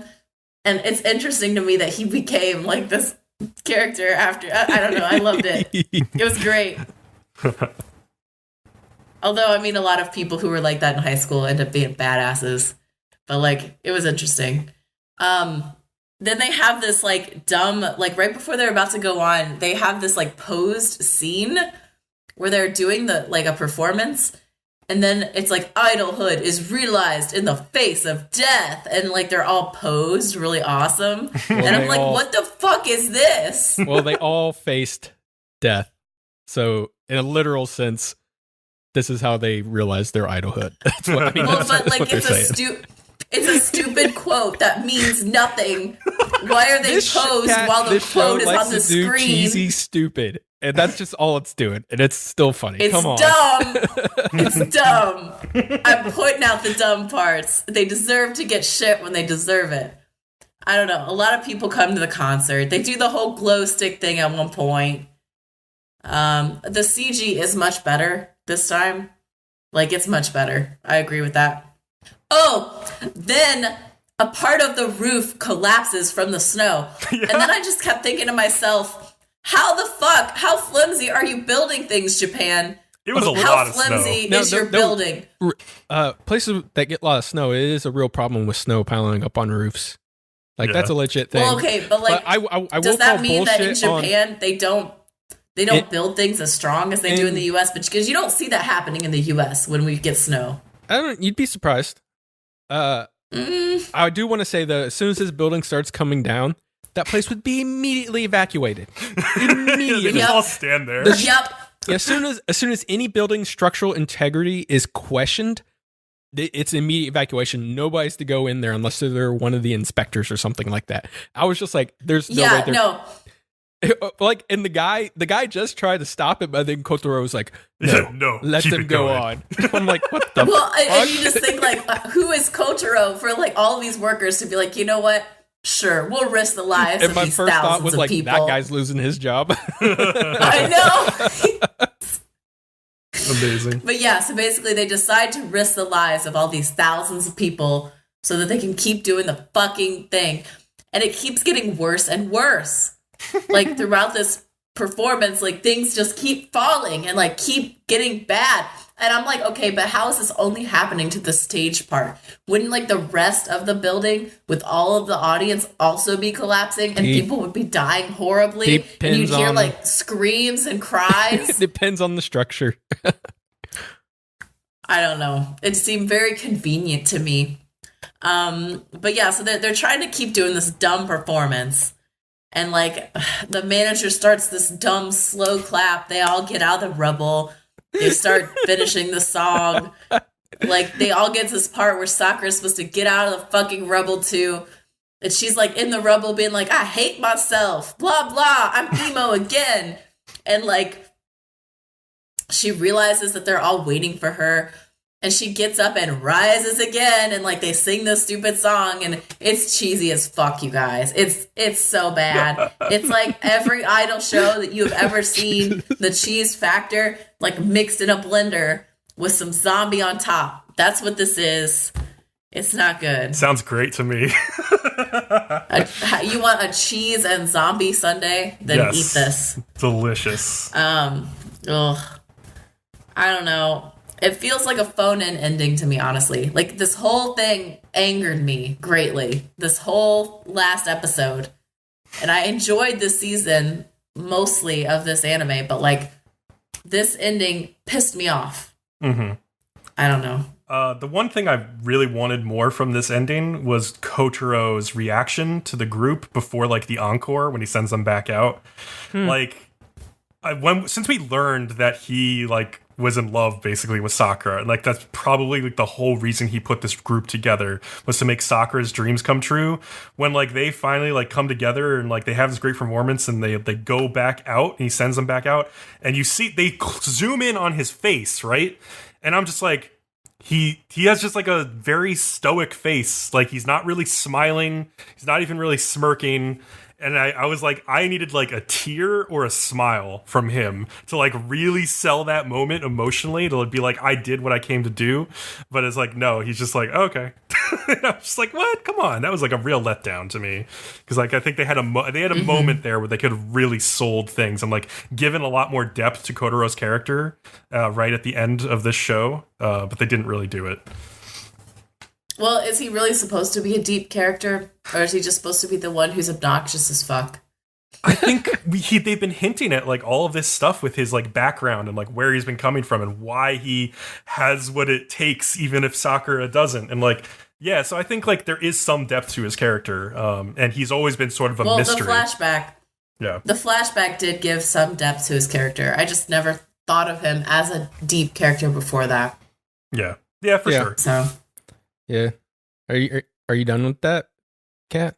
Yeah, let's be fucking done. Because honestly, like, the rest of this, there's a bunch of flashbacks during the final, like, music scene that they do. Which was CG again, to, like, which was a little disappointing, but yeah. it's still all right. It was But fine. it was good CG this time. Yeah. And it's like to different parts of the series, and it's all like, look what we did this season. And I'm like, I get it. I know you're doing the typical idol bullshit. I don't know. At the end, after the show, apparently Sakura, her memories are magically back, and you're just like, ugh. And then, they do the encore. You find out there's going to be a season 2. Well, it teases it, but it. it's pretty much saying, they're going to do a season 2. I mean, come on, I have seen know. the Blu-ray sales. There is definitely going to be a season 2. Yeah, 20,000? There's also going to be 20,000, fucking figures. Yeah. You know, there's going to be figures of these bitches. Maybe I'll get a Yuugiri figure. I don't know. No, that's the only one they won't make. I will be so pissed off. I will write angry letters to the manufacturer if they don't make a Yuugiri doll. I would like a Nindroid. I would definitely probably pick one up. Yeah. I want to say something. Nindroid. This episode specifically said Sakura her whole life had bad luck. Why didn't you mention that, Kat? We talked about it last episode. Yeah, and why did we? It's because Leo watched ahead, and then he like held it over you that you like were wrong about the bad luck, and about now he's gloating anxiety. about it. Kat's like, it's performance anxiety, and I'm like, no, it's bad luck. I'm telling you. I still think it makes more sense for her to have performance anxiety than for her to have magic voodoo bad luck. Okay, excuse me for trying to be logical. This fucking series. The point is, you were wrong. I was right. Let's talk about Karakuri You know what, Leo? Circus. Fuck off. Speaking of shows that aren't logical, sorry.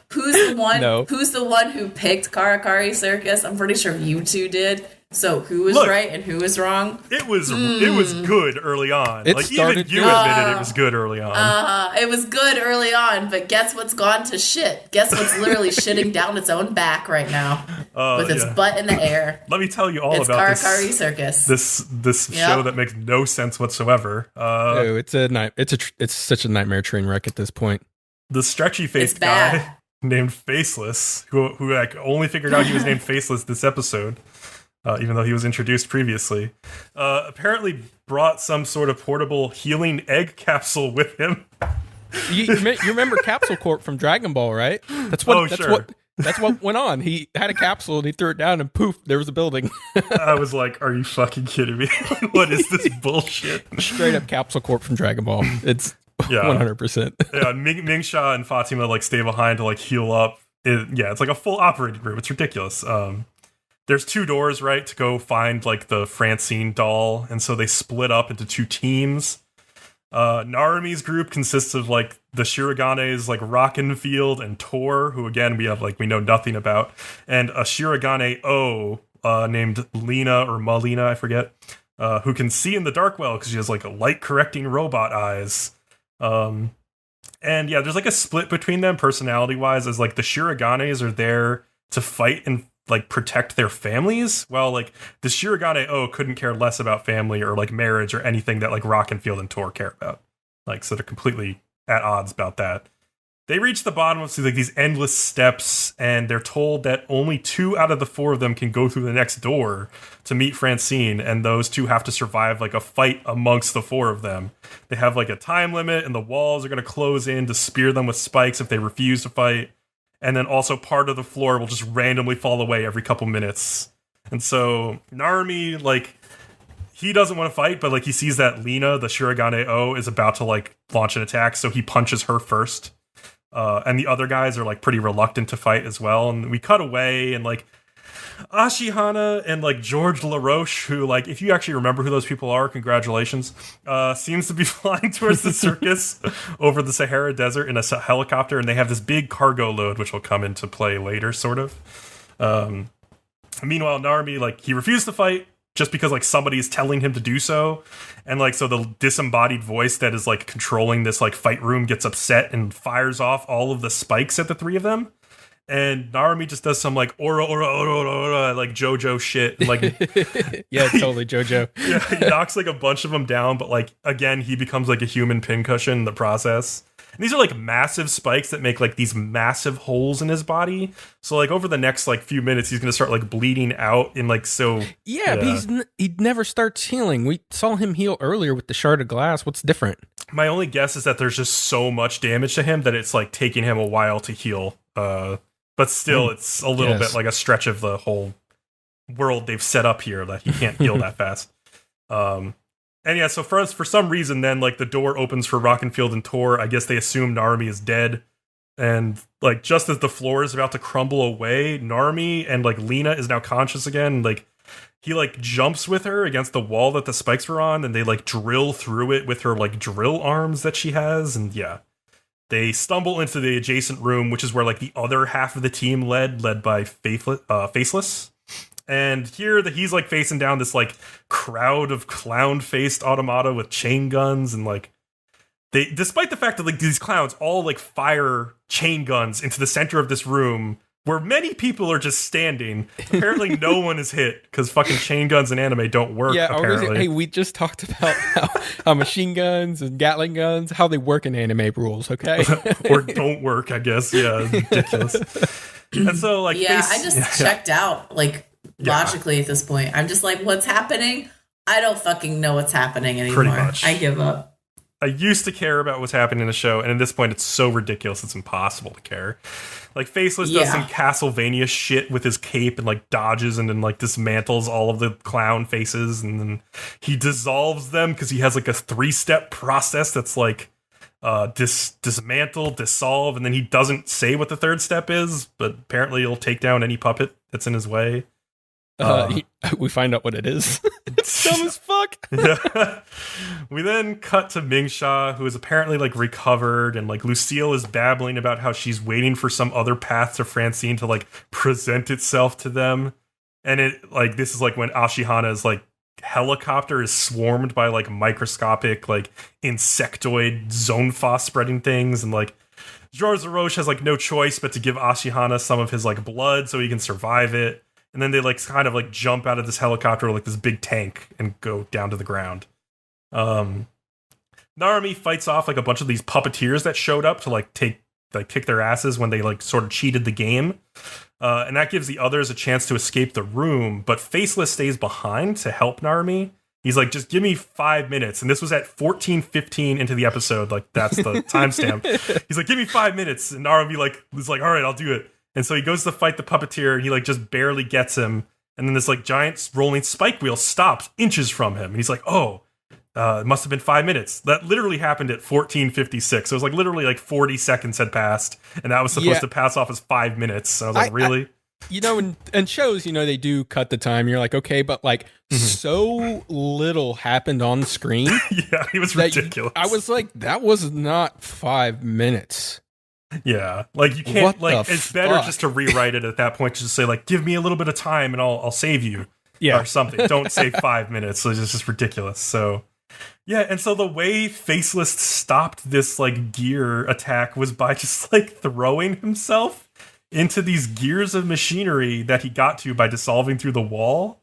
And that's just his third trick. I guess that's what it is. Yeah, he can throw his body inside theirs and it jams it up. Oh God, it's so stupid. Works every time.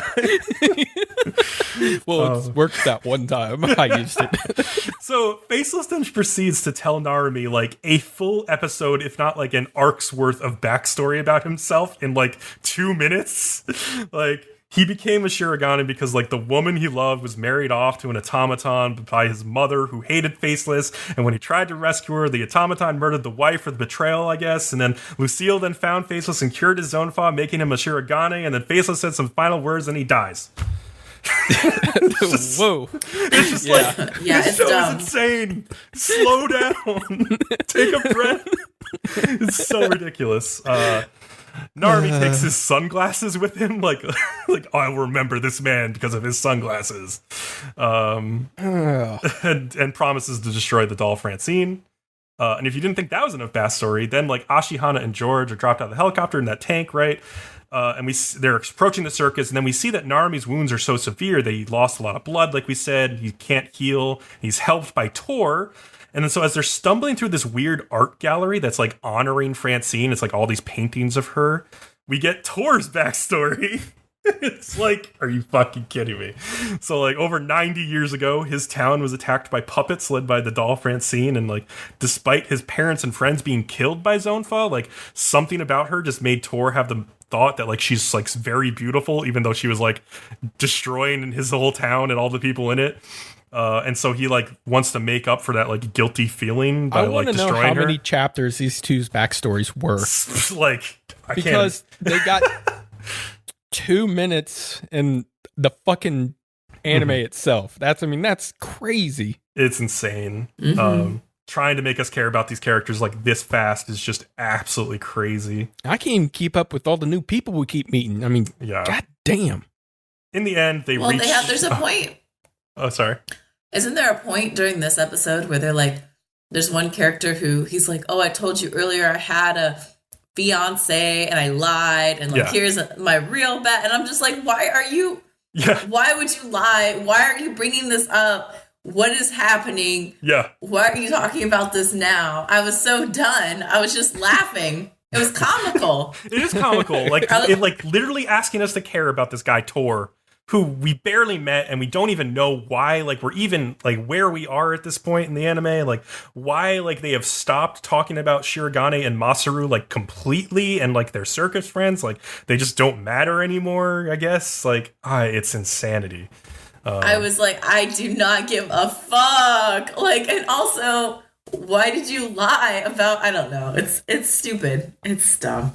Yeah, and so that at the end, they finally show up in the final room with, like, Dottore and, like, the other, like, 4 pioneers, like, and, like, doll Francine is sitting on top of this throne, and they're, like, all, like, gonna be ready to fight. And, like, as I'm watching this, I'm just like, if this is the last episode of this show we watch, that'll be fine. Because, like, it just went so downhill. Like, man. It went so down so fast. It's almost like something changed. I don't know. Yeah. Outside the podcast, I think I'm going to keep watching it for the train wreck it is. Yeah, for sure. Oh, God. Like, it's interesting in that aspect, but, oh, man, like you said, they just need to really slow their roll. I mean, like, you can't jam this show into, what was it, the 36 episodes it wants to be? I was like, you guys should have known you needed to go longer. Come on. Because I think we found out that this manga is the size of a Naruto manga. You can't cram that into 36 episodes. Yeah.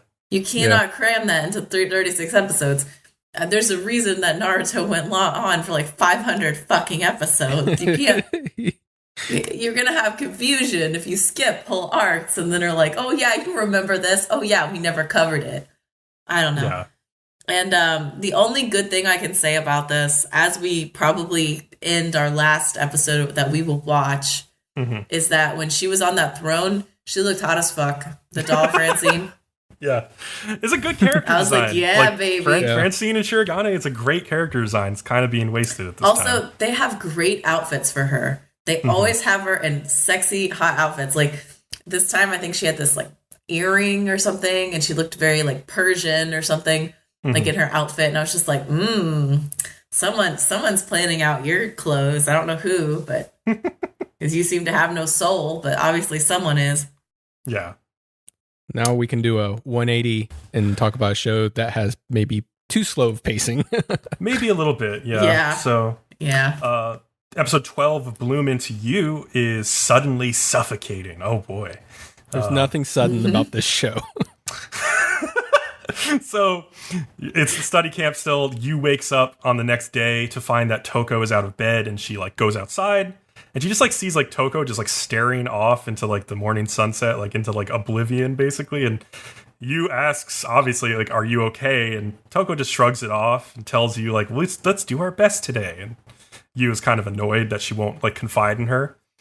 Things get very dramatic when the rehearsal turns into Touko just, like, spewing out her lines in an all too realistic way, saying that they all literally apply to her life because it's ridiculous, and, like, her fear that everyone views her through a mask and she no longer even knows who she truly is, and she's having this, like, emotional breakdown while she's acting and rehearsing the play, and it's only kind of made worse by everybody being like, wow, that was a really great performance. And it's like, no, it wasn't a performance, That wasn't performance. That was 100% legit real.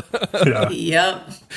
And so Psyche actually picks up on this because she's smart. And she's like, can we take a break? And she goes to a nearby convenience store with Yu to pick up some lunch for everyone. And you ask Psyche, like, what just happened? And Psyche gives her, like, this, I can't believe you're this stupid silent treatment. Before explaining that, like, she thinks this might be good for Touko in the end because, like, Psyche tells you, like, well, she also tells her, like, I'm looking out for Touko, so you don't need to worry about her. But, like, I think she thinks it was good for her in the end to, like, just get all of these feelings out in the open so she can address it. But, yeah. Yu continues to wonder if the ending of the play, where Touko's character ends up with her lover, is, like, the right ending.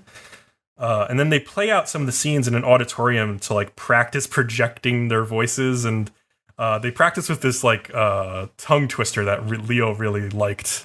I don't remember how it went, but it was like chippy, choppy, blocky, blicky. I don't remember. On a big black block. Yeah. Well, we were originally going to have Kat say it, but then we decided to do the song to Bunny Girl Senpai. Which is definitely which is more, like, earwormy anyway. So if we suffer, the listeners must suffer. Hell yeah. Yeah. So Yu has a brief scene with Touko where she tells her to ask some of the people she knew about who she was to them and trust their opinions, and like Touko kind of like accepts that. And then meanwhile, Psyche's scene covers much of the same ground about how Psyche just wants to be by Touko's side, and how Touko's character in the play chooses to believe in her past self who was in love, and that must be her true self, but it doesn't seem like it really is. And so after those two practice scenes, like, the study camp ends, Yu asks Touko, can I go home together with you? And so they do. And Yu casually asks... At this point, I was like, is it going down? Maybe literally. And then it didn't happen. I was sad. Literally. Well, I mean, that's what would happen. Uh-huh. So Yu casually asks her, like, what she's doing for the rest of the break. And Touko is, like, oddly, like, aloof in her replies. They stop at a train crossing, and as the train passes by, a moment which Touko would likely have used to attack Yu with kisses, like earlier in the series, like, this moment just kind of passes with, like, a collage of moments of all those sort of, like, intimate moments and kisses and stuff that they had in the past, and then just jarringly ends with the girls standing apart from one another, like, completely not intimate at all. Right. Something clearly is wrong. And so... Touko is prepared to leave Yu casually, but, like, Yu invites her over to her house, and Toko's like, I'm gonna turn that down because, like, you must be, like, really tired from the study camp anyway, so clearly she's bothered. But it's like Yu grabs her hand, is like, what are you so afraid of? And then starts venting at her, like, frustration. She's just like, I held up my end of this deal. Like, I haven't fallen in love with anybody else, and, like, my feelings for you have become neither hate nor love, which is totally a lie. But, like, that's what she keeps telling herself, that she doesn't love her. And Touko warns Yu that if they go to her room right now, Touko is really going to indulge herself with Yu, and asks if that's okay. Ooh. And Yu's like, all right, I don't mind. Which, that was a surprising ending to that scene for me, because I thought that Touko was just kind of, like, upset with Yu, and I didn't think she was holding herself back and would go with her. Like, I was kind of surprised that that's how that scene ended, but yeah. So we cut back to Yu's room, where Toko's trying to stay cool in the summer heat with the help of this, like, whirring, like, fan, and Yu returns with some popsicles, and Toko's like, sit down on the bed next to me, and then, like, she cutely plops her head back down into Yu's lap, using her as a lap pillow, and that's, like, not the kind of indulgement that Yu was expecting, and she, like, tells Touko as much, and, like, Toko's like, wait, were you having lewd thoughts? And I want to stop here, because notice... in this scene, there is C.G.I. fan-san, who has been in many scenes this episode. So, like, I'm like, is this fan symbolizing something? And, like, I looked it up and didn't get much, but about one thing I can see is, like, it says the fan itself is symbolic with the small end representing birth. They're talking about the Japanese fans, but this is the best I could find. I didn't know there was Japanese fan symbolism. But it's talking about the ones that fold up. Oh, the traditional fan. Okay, yeah, the traditional ones. So it says with the small end representing birth and the blade symbolizing the many possible paths leading away from the beginning. So the best I could do is it's symbolizing they're both going to start a relationship, but they have many paths they could go down. I don't know. He was this in so many episodes. I'm like, why the fuck is he here? Is it China or Japan where they have the weird superstition that, like, you have to keep your fan going at night in the summer or you'll die? I have no idea. I can't remember. I don't know. I've never heard Because I know one. that there is a big Asian superstition about keeping your fan on. Interesting. I don't know. Yeah, I don't know. He was just. Because I had a so friend in college that was like really into that, and she was like always keeping her fucking fan on in the summer in the evening, and I'd be like, "You have air conditioning. It's cold. Turn off your fan." And she's like, "No," but I can't remember if it's a Japanese or a Chinese thing. This seems like a money-saving superstition to me. Fan death. It's called fan death. It's Korean. Okay. Oh, interesting. Okay. I knew it was an Asian thing. Sorry to distract you, Bcom. Just that's fine. That's fine. The fan. Yeah. He was everywhere. Fan death is a well-known superstition in Korean culture where it is thought that a running electric fan in a closed room will prove fatal unless you keep it. Yeah, I don't know. I just remember there was something with fans. Oh, so it's kind of the opposite. Like, it will kill you if you leave it on. Well, I guess, yeah, because she always had it on, and she said it was part of some superstition. I don't know. Maybe there's some other part I'm not getting. Could be a different one. Yeah, that's interesting. I just like how we're talking about fans more than we're talking about this fucking show. Yeah, so, like... I mean, not a lot happens. Yeah. Let's be real. Let's be real. And also, like, I kept wanting them to have, like, a serious, sexy scene. Yeah. I guess I shouldn't because it's not a smut, but they could have like panned away. Yeah, I don't know. This is where it would have happened. This was the time. I did like the sticky popsicle juice on her fingers. Oh, like dripping on their fingers, and it was pretty good. Wonder what that might symbolize. And yeah, so like Touko is saying like I sure had lewd thoughts, and like she like sits up, she kisses you very deeply, and like after a long while, like you kind of jokes that like Touko's lips are still cold from the popsicle, and they just lay on the bed together, and that's where Kat's like, "What the fuck? Why are you just laying there? There's so many fun things you could be doing. Have sex, do something. Come on." So Touko finally confides in you about Ichigaya knowing her older sister. And how Touko herself like doesn't know like who she should try to be anymore, since like the idea of her sister is so different from what like the reality might have been. And like you ask Touko like, do you really need to become someone else? And Touko just responds that like I do. And she asks like pointedly like, what reason is there for me to stay the way that I am? And she's clearly like asking this question to you, hoping for a response of some kind, but you doesn't really respond. And like before she does, Touko kisses her again, and then she whispers to you like, "Don't fall in love with me, okay?"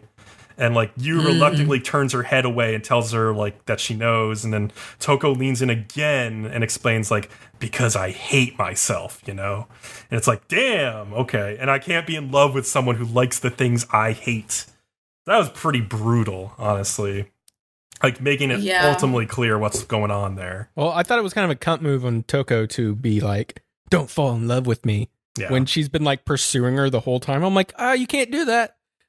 Yeah, it's really selfish, for sure. Yeah. Well, I like that whole scene where then later she's thinking to herself, like, "Oh, same for you. Like, I love you and you hate yourself. Why do you hate the things I love?" And it's interesting. Yeah. It's yeah, I don't know. It just made me remind, like, you hear a lot of things like with on mental health blogs and stuff about how you can't love someone until you love yourself. You know, like that's a big saying. That's important. Yeah, and I kind of feel like this is apropos with this episode. Like, fucks up if you don't care about yourself. Yeah, Touko's also like kind of threatening you at this point, in my opinion, because she says like, "I want to keep loving you," but like there's like this implicit threat that like she'll stop loving you if you like reciprocates her love, and so Yu's like, which is fucked up. Yeah, it's fucked up. And so like Yu walks Touko to the train station, and like as soon as Toko's like out of earshot, she like yells like, "You baka!" Like it's just like you idiot at her. Like she's so upset. And so, like, Yu calls up Koyomi that night to talk about changing the end of their play to something other than just choosing between these three personalities that she was before. And Yu like kind of runs out of her apartment down the street thinking she wants Touko to learn to stop hating for herself. And like she arrives at Koyomi's and explains that she wants to change the end because the main character is just hung up on the idea that there is one single choice she needs to find that determines who she's going to be moving forward. And in essence, to make that decision, she's using the standards set by herself from the past, which is not who she is now. And so the ending should rather be based on something that like the experiences the character has in the hospital in the present time. Like those experiences, the ones that should define who she becomes in the future, not what somebody tells her about herself in the past.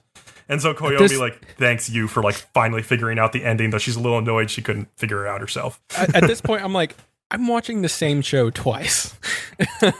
Oh yeah. It's so on the nose about Touko's character. I'm like, I don't know. I just don't like it, I guess.